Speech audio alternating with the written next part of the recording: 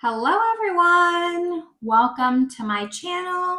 Welcome to today's video. Today's video is me ranking all of my Nomad palettes. So today's the day. I have been for the past couple of months now trying out all my Nomad palettes. Some of them were brand new, never used, and I am ready to finally rank them all, tell you my thoughts on them, all that good stuff. I have quite the opinions on these palettes. So if that sounds good to you, make sure you give this video a thumbs up. Subscribe if you haven't yet. I would love it if you stuck around. But with all that, let's just get into this ranking.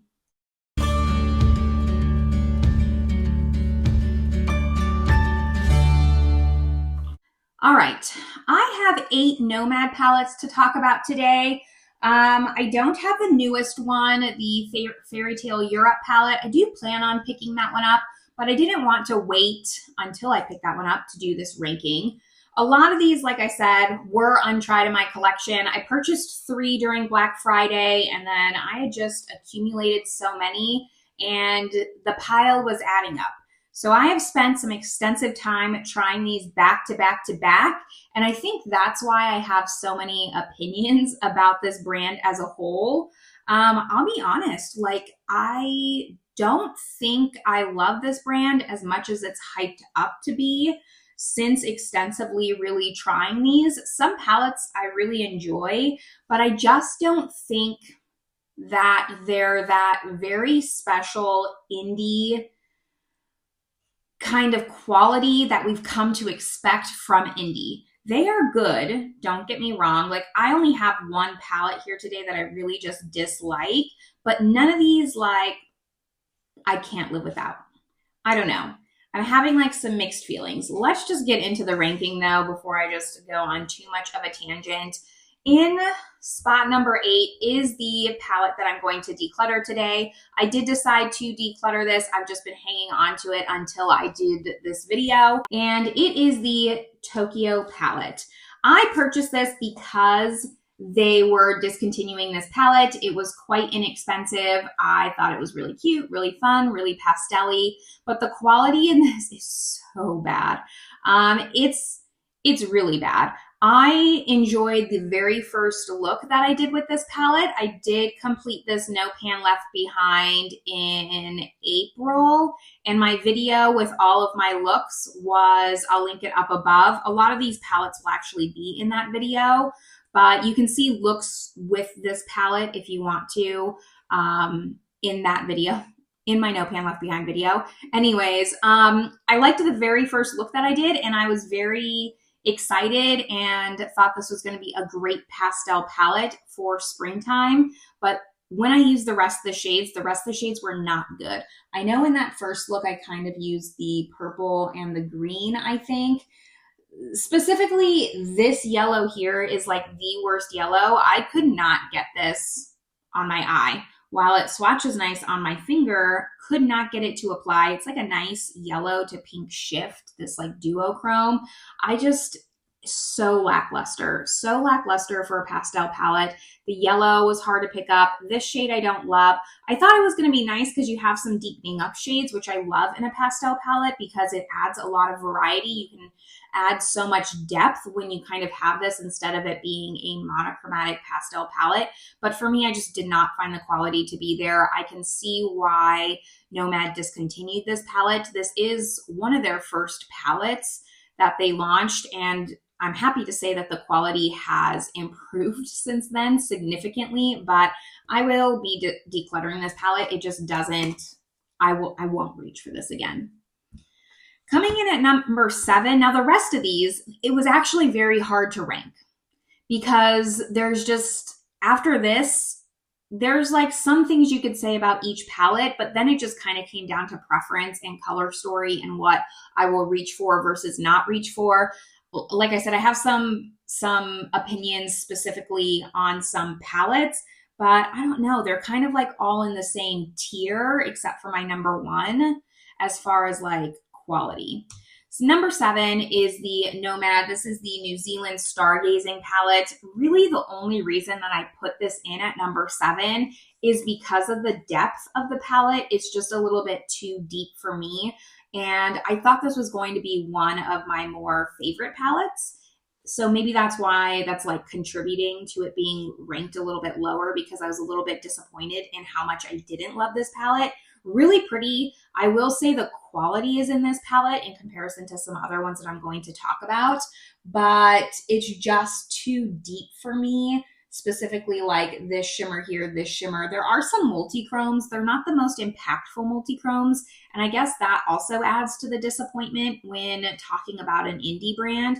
Now, not all indie brands necessarily need to mean that they have the most amazing, out of this world multi-chrome formula. I get that, but I guess like to me, this is more on par with like a mainstream formula. And I was just expecting more like out of the multi-chromes. The mattes I actually had no trouble with. They blended nice, they builded nice, they were a buildable formula, they weren't too pigmented. This is purely ranked lower because it's a color story that I won't reach for that often. Very much fits the theming of the palette. I get it, it's like a starry night palette, so I'm not gonna knock it for that. It's just preference-wise, like I won't be reaching for this palette as much as I was hoping that I was going to. Number 6, I actually like had a lot of fun with this palette. It's only ranked a little bit lower because it's a little bit older of a palette and the quality is not as good as some other ones I'm going to talk about, but I did have a lot of fun playing with this palette. And it is the Nomad Fetes en Provence. They're all Nomad, obviously. I don't know why I keep saying that. The Fetes de Provence palette, I did actually purchase the same time as the Tokyo palette. They were also discontinuing this. And I just think this is like a better take on pastels. I'm actually anticipating Nomad to come out with a more updated version of a pastel palette. And I think that it'll be much, much better. But this one wasn't bad. Again, shimmers not as impactful. Don't love these two shimmers here, but the yellow was so much better. I like that there's a little bit more of these mid-tone pastels, not necessarily like a true pastel, but again, it's like a pastel palette that gives you a lot of variety. And while like these two shimmers weren't super impactful, they were still pretty on the eye. Like I still enjoyed the look that I did with them. I definitely maybe have a little bit more attachment to this destination. I actually was an au pair in Aix-en-Provence for almost a year for a family that owned a vineyard, an actually famous vineyard that's a very, very popular rosé here in France. They're an extremely wealthy family, but that was really fun. It was for a 2-year-old girl. And it's actually crazy because I was 19 at the time, and I think now she's like 18. She's like my age when I was watching her, because I'm still friends with the family, and we still connect back and forth.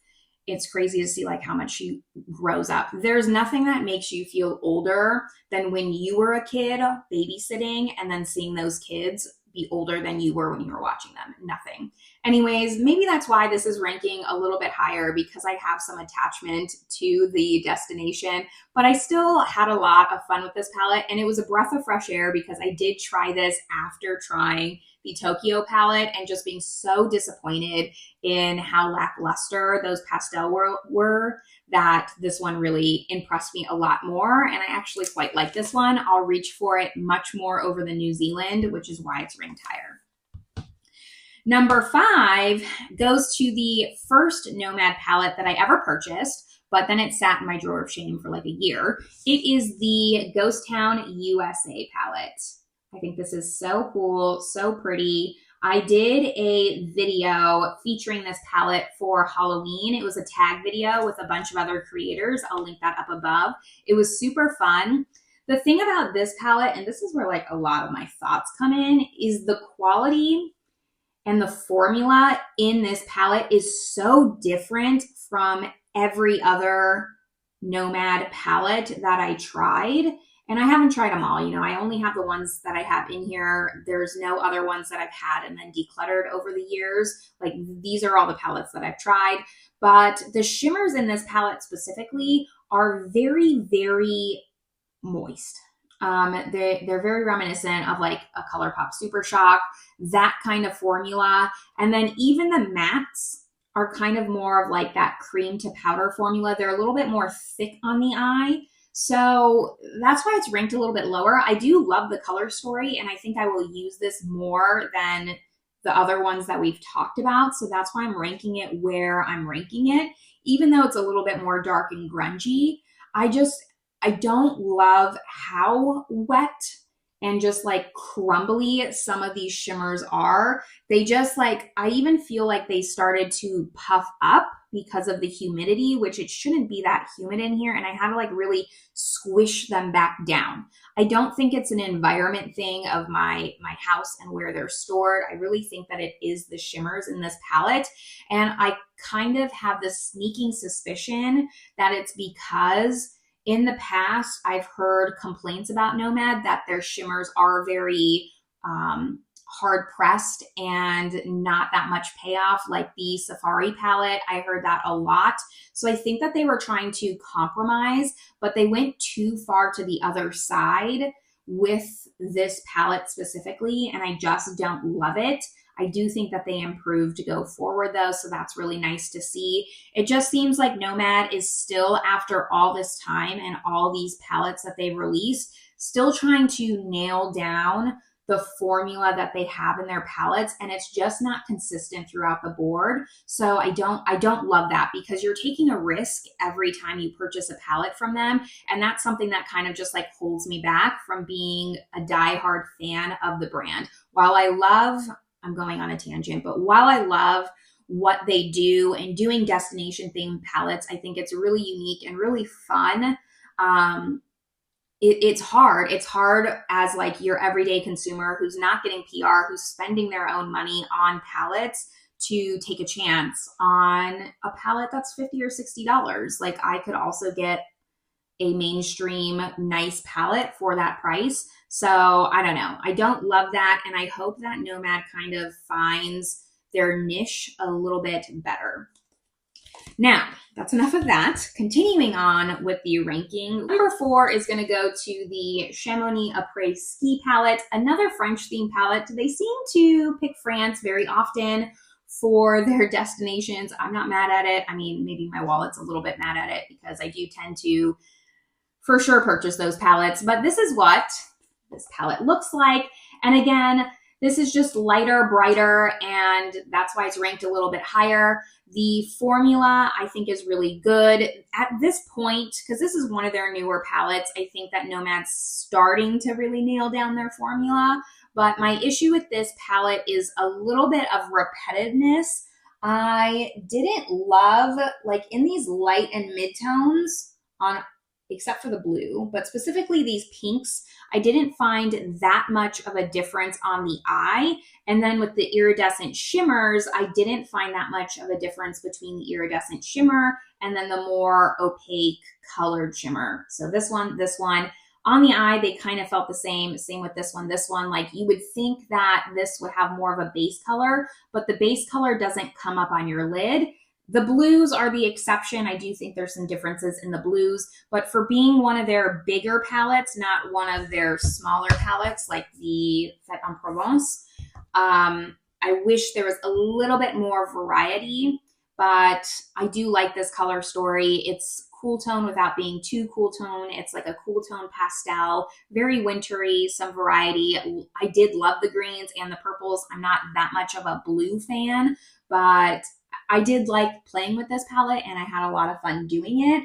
There's just some things that I would tweak, or I would have made the palette a little bit smaller, but I see that they were trying to go for this like very cohesive kind of theme. That's number 4. Number 3 is the one that surprised me the most, because I didn't think I was going to love this palette as much as I did. So that's why it's ranked up so high. It is the Nomad Haunted Europe palette. This was actually the palette that made me aware of Nomad Cosmetics. I remember seeing this shown on Trendmood or some kind of new makeup release Instagram, and I was like, that is so cool. I love the theme of this. I have to have it. And then I forgot about it. I think at the time I didn't think Nomad was easily accessible, so I just didn't get it. And then I missed out on this palette. A lot of people did, and I'm so glad that they re-released this palette, and that's when I purchased it. And I had so much fun playing with this palette. This is actually the last palette that I played with out of all of them that I needed to like do no pan left behind and do a bunch of different looks on. I love that there's warm tones and cool tones, but it's not as dark and grungy as the Ghost Town USA. The Ghost Town USA also has like cool tones and warm tones, kind of. This distinctly has cool tones and warm tones. Now for this, I will say like I don't love this purple here. I just found this to not have enough impact, not enough sparkle. It's kind of just like a black and purple with a little bit of shine. I don't love that there's two golds that are very, very similar. One's just a little bit more yellow based. One's just a little bit more of an antique kind of greeny gold. Very, very slight though. I mean, the difference is very slight. On the eye, I don't think you could tell the difference. I don't even think on camera you can tell the difference that much. So don't love, again, the repetitiveness. I really wish that they would stick to this size palette. I prefer this size palette. This is just a little bit large for me. It's borderline large though, but all the looks that I came up with, I really, really loved. I especially love this green shade. It is the perfect kind of emerald green. Really liked it. The shimmers were easy to work with. They were not like that kind of wet shimmer. If they had shimmer like they had impact, they were sparkly. This is definitely the most sparkly of them all. Yes. So this was my favorite shimmer in the palette. I still had a lot of fun. I like that there's some neutrals, some pops of colors. I think that this is a really versatile palette that you can create lots of different looks with. I'm very inspired when I look into this palette, and that's why I ranked it number 3. Number 2 is going to go to one of their newer launches, and I'm surprised that I ranked this as number 2 because we all know I don't love blue, and this is a very blue-heavy palette. The thing is, with this one, the neutrals win me over, and really it's only these 3 mattes that I don't love, but I don't have to do a monochromatic blue look. I think I need to remind myself that I can incorporate color on a very small scale. I can do neutrals and add just a little pop of blue. I don't have to like go full on dive in to a blue look. And that's something I just need to remind myself of. But it's really only this row. This row here is fine because you have like a shimmer white, you have a stark white, and then kind of more of a silver. This blue shimmer is very pretty. These taupees, these reds, I loved doing the cranberry and gold look that I did with this palette. Had a lot of fun with this palette, and I quite like it. This is the formula that I think Nomad should stick with. I think that it's impactful. The mattes are very easy. They're blendable. So hopefully, like I said, Nomad kind of finds their footing with their formula and it becomes a little bit more consistent. That's part of the reason why I'm holding off on the Fairy Tale Europe palette. I think I will just wait to buy that on sale because buying it full price and not knowing if it's the same quality, I'm a little bit hesitant. That palette's been out for a little while. I could definitely watch reviews. I just haven't prioritized it. So I don't know how great the formula is, but I do think that people have been liking it. So that's a good sign. I just don't know if I would purchase it full price at this point. So going back to this, really like it, would recommend this, especially if you love like those really rich chocolatey browns, but I love that you kind of have this like cool tone blending out shade. I think it's the perfect amount of cool tones and warm tones together, even though it has blues. So you're surprised, I'm surprised.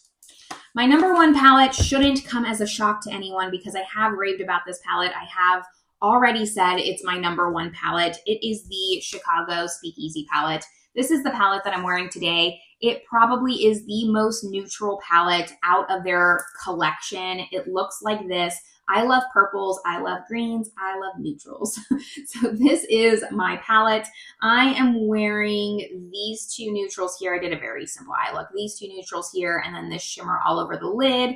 And then I think I'm wearing this kind of in the inner corner to just kind of brighten it up a little bit, make my eyes look a little bit larger than they are. My eyes are also like uneven, like this one is just more hooded. It drives me absolutely crazy.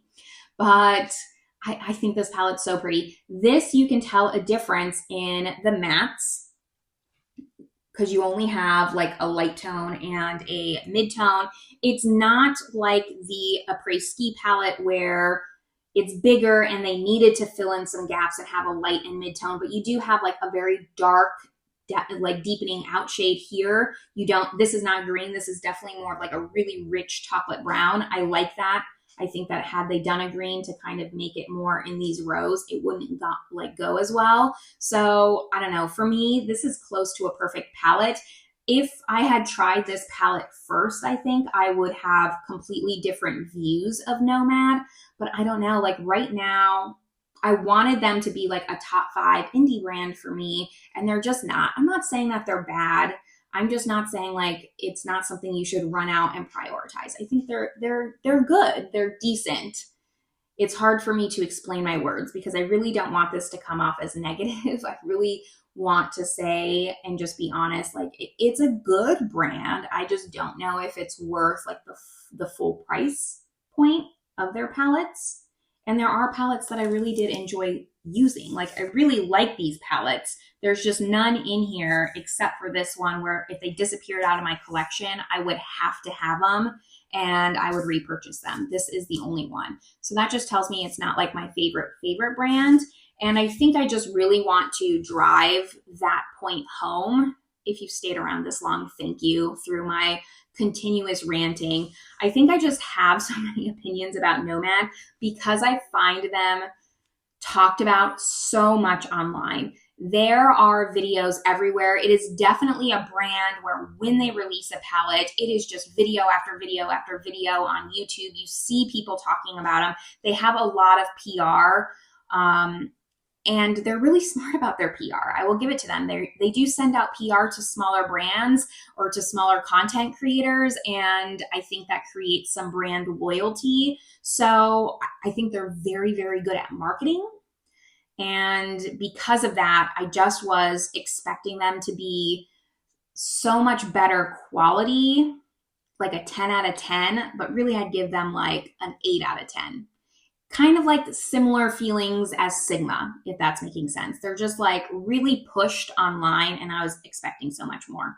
Anyways, thank you for sticking through this rant with me through my ranking. Let me know down below if you agree with my ranking. I'm still going to purchase the Fairy Tale Europe palette. I'm still going to. So I think that means like I don't hate the brand at all. I just feel a little bit bamboozled by the quality. Anyways, this is where I'm officially going to leave you all. I hope you're having a great one, and I will see you in my next video. Bye, everyone.